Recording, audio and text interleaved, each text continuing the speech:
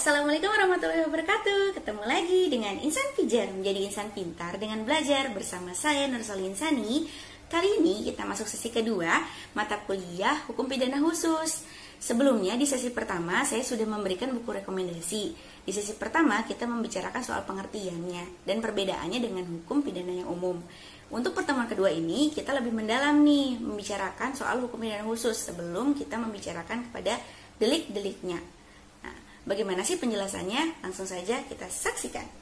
Nah, oke, di sini ya. Jadi kita sudah masuk nih untuk slide PowerPoint untuk dijelaskan ya.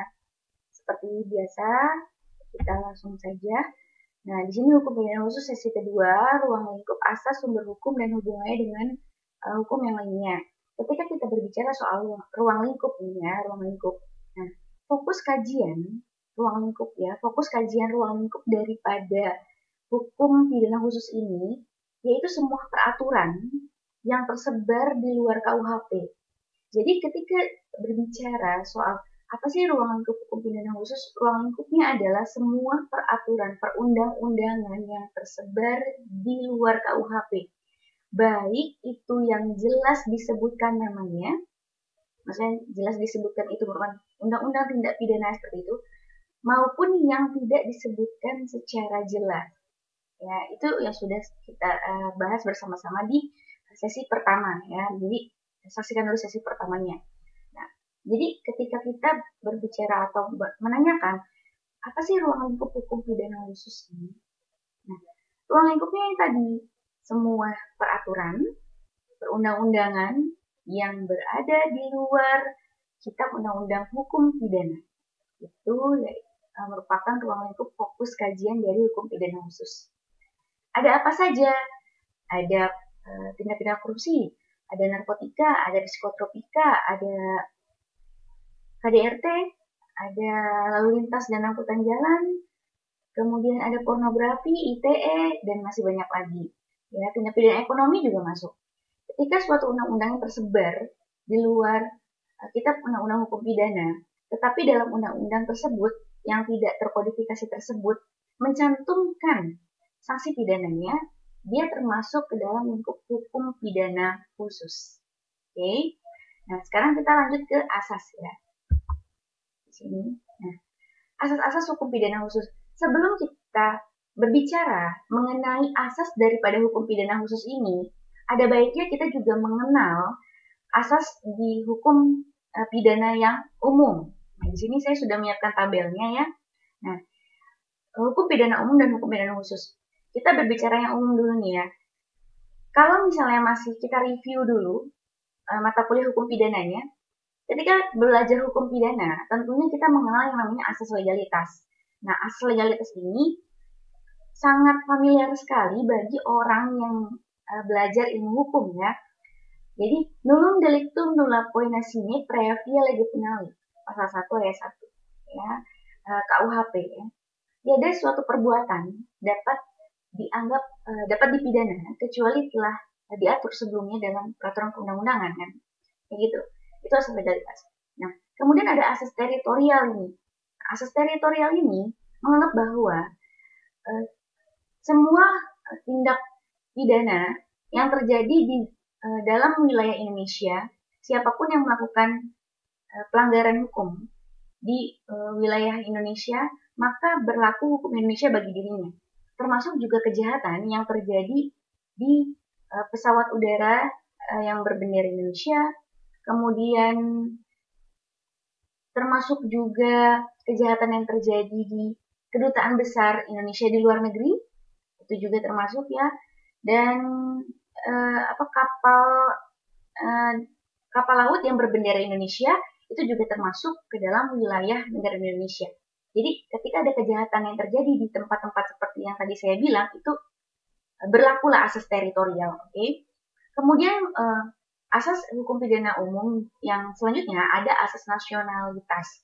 Nah, asas nasionalitas ini kan dibagi menjadi dua ya. Ada aktif, ada pasif. Nah, asas nasional aktif itu maksudnya adalah hukum negara Indonesia berlaku bagi seluruh warga negara Indonesia yang melakukan suatu tindak pidana di luar wilayah Indonesia gitu. Jadi nasionalitas aktif gitu ya. Tetapi kalau nasional pasif adalah suatu ketentuan hukum di mana hukum Indonesia itu berlaku bagi siapa saja yang merugikan kepentingan Indonesia, itu nasional pasif. Jadi ingat ya, kalau nasional aktif berhubungan dengan warga negara Indonesia, yang melakukan tindak pidana berlaku bagi dia dimanapun dia berada. Kalau nasional pasif itu hukum Indonesia berlaku bagi siapa saja, tapi perbuatan itu merugikan kepentingan Indonesia. Nah, seperti itu. Sedangkan ketika kita masuk ke hukum pidana khusus, sebenarnya asas-asas dalam hukum pidana khusus ini ada banyak. Nah, tetapi ada dua asas yang saya ambil, ini yang sering sekali dibahas atau terjadi ya, yaitu yang pertama asas pembuktian terbalik. Nah, asas pembuktian terbalik ini biasanya ada di dalam kasus hukum tindak pidana korupsi. Nah, kenapa? Karena di sini terdakwa ini, si tersangka ini ya, terdakwa korupsi ini diberikan kewenangan untuk membuktikan bahwa harta yang dia miliki merupakan harta yang tidak berkaitan dengan tindak pidana korupsi. Jadi membuktikan bahwa dirinya tuh nggak korupsi gitu. Nah, yang kita tahu untuk membuktikan di pengadilan itu kan tugasnya jaksa penuntut umum. Tetapi dalam tindak pidana korupsi ini berbeda, ada asas pembuktian terbalik. Nah, kemudian yang kedua ada asas kriminalitas ganda. Nah, asas kriminalitas ganda ini maksudnya adalah hukum di negara Indonesia yang melekat kepada seseorang ketika orang itu melakukan suatu tindak pidana di luar wilayah Indonesia, tetapi bagi Indonesia merupakan suatu tindak pidana di Indonesia, maka melekat juga kepada dirinya. Contohnya apa? Contohnya adalah pencucian uang. Nah, tindak pidana pencucian uang itu merupakan suatu tindak pidana yang bukan berdiri sendiri. Jadi, tindak pidana pencucian uang itu memang hukum pidana khusus, tetapi dia tidak bisa terjadi kalau tidak didahului oleh tindak pidana lain. Nah, itu yang dimaksud kriminalitas ganda. Jadi harus ada tindak pidana yang mendahulunya terlebih dahulu, baru ada pencucian uang. Di situ disebut kriminalitas ganda. Nah, selain asas-asas hukum pidana khusus ini, ada juga peraturan Mahkamah Agung. Ya, asas pidana khusus juga terdapat dalam putusan Mahkamah Agung nomor 42K /KR/1966 tanggal 8 Januari 1966. Nah, saya bacakan dulu putusan Mahkamah Agungnya ya. Di dalam buku yang sama, Mahkamah Agung pada dasarnya dapat membenarkan pendapat dari pengadilan tinggi tersebut bahwa suatu tindakan pada umumnya dapat hilang sifatnya sebagai melawan hukum bukan hanya berdasarkan suatu ketentuan dalam perundang-undangan, melainkan juga berdasarkan asas keadilan atau asas hukum yang tidak tertulis dan bersifat umum, sebagaimana pengadilan tinggi dianggap ada dalam perkara penggelapan yang formil terbukti dilakukan oleh terdakwa. Ini salah satu paragraf yang ada dalam putusan Mahkamah Agung Republik Indonesia nomor 42 ya. Nah, ada 3 poin asas yang ada dalam satu paragraf tersebut, putusan Mahkamah Agung tersebut ya. Apa saja? Yang pertama adalah asas keadilan. Nah, asas keadilan ini bukan hanya mengacu kepada korbannya saja, tetapi asas keadilan ini adil bagi pihak korban maupun pihak pelakunya, bagi pihak yang merugikan maupun yang dirugikan maupun yang merugikan. Gitu. Jadi sama-sama, posisinya sama, harus sama, tidak boleh ada perbedaan. Itu asas keadilan di dalam putusan tersebut ya.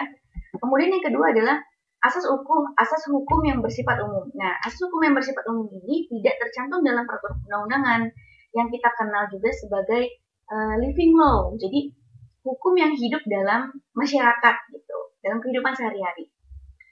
Kemudian yang ketiga adalah asas hukum yang tidak tertulis. Nah, asas hukum yang tidak tertulis ini kita jangan berpikir bahwa itu merupakan hukum kebiasaan, bukan. Asas hukum yang tidak tertulis ini dikenal dalam ilmu hukum sebagai presumption of innocence. Kalau misalnya tahu pernah dengar itu ya, artinya kan praduga tak bersalah. Jadi kita tidak boleh mengatakan orang itu bersalah sebelum adanya putusan pengadilan yang inkrah, yang tetap, yang mengatakan bahwa orang tersebut iya sebagai orang yang melakukan pelanggaran terhadap suatu aturan hukum yang berlaku. Seperti itu. Oke?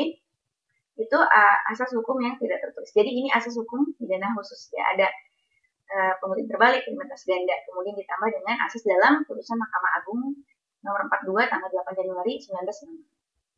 Next. Nah, sumber hukum pidana khusus. Nah, kita harus tahu arti daripada sumber hukumnya dulu. Dalam bahasa Belanda, sumber hukum yang dikenal dengan bahasa source of law. Ya, sedangkan ini dalam bahasa Inggris ya. Kebalik. Sorry ya. Dalam bahasa Inggris disebut source of law, sedangkan dalam bahasa Belanda disebut rechtsbronnen. Ya, jadi kalau misalnya ada yang bisa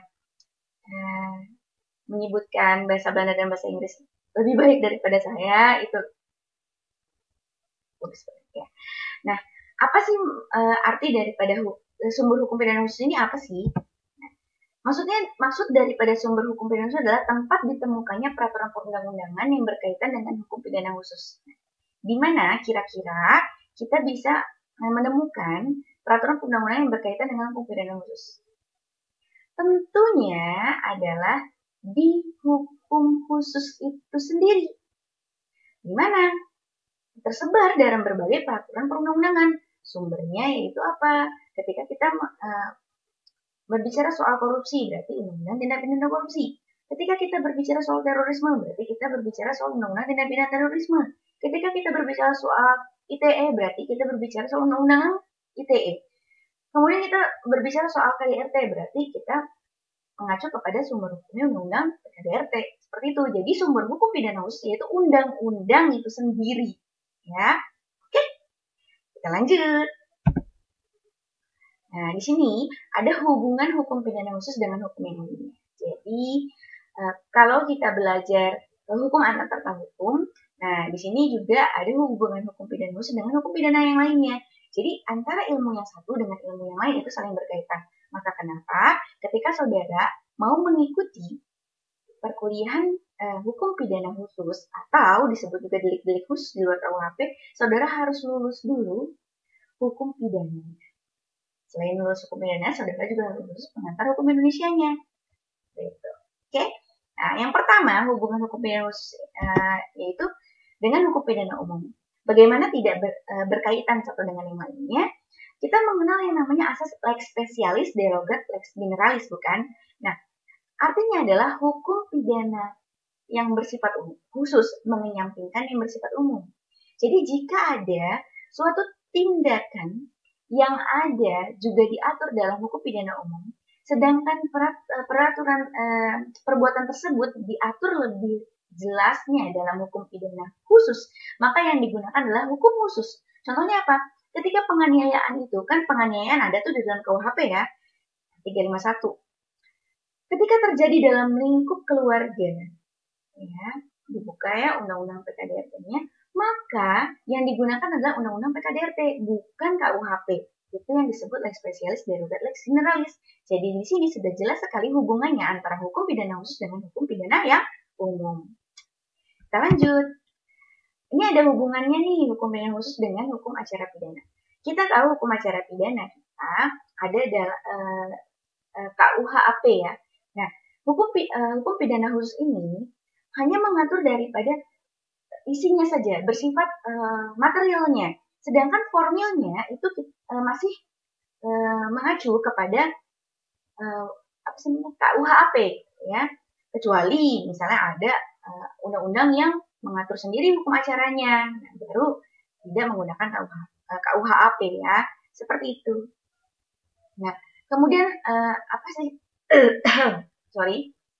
hubungan yang ketiga dengan kriminologi. Nah, sudah pernah dapat mata kuliah kriminologi? Kalau misalnya sudah, berarti sudah tahu nih hubungan hukum pidana dengan kriminologi apa. Nah, kriminologi itu kan berbicara soal kenapa sih orang ini sampai melakukan hal ini.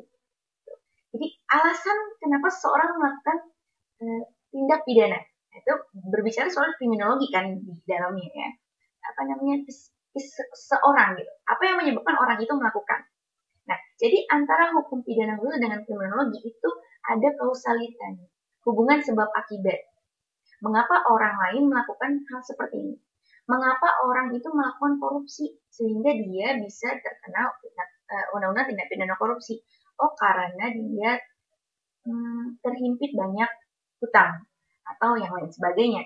Jadi ada alasan-alasan tertentu mengapa kan seseorang itu melakukan tindak pidana. Tentunya saudara sudah melalui mata kuliah kriminologi. Nah, seperti itu ya. Jadi inilah ketiga mata hukum yang berhubungan dengan hukum pidana khusus. Nah, jadi harus diingat. Oke? Baiklah. Penjelasan saya selesai sampai sini untuk sesi kedua.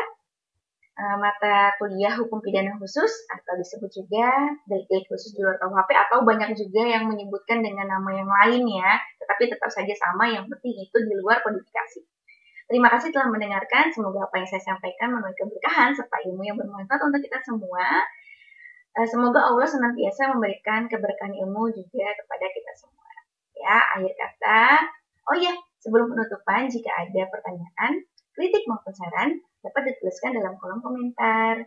Ya, akhir kata, terima kasih. Wabillahi taufiq wal hidayah. Wassalamualaikum warahmatullahi wabarakatuh.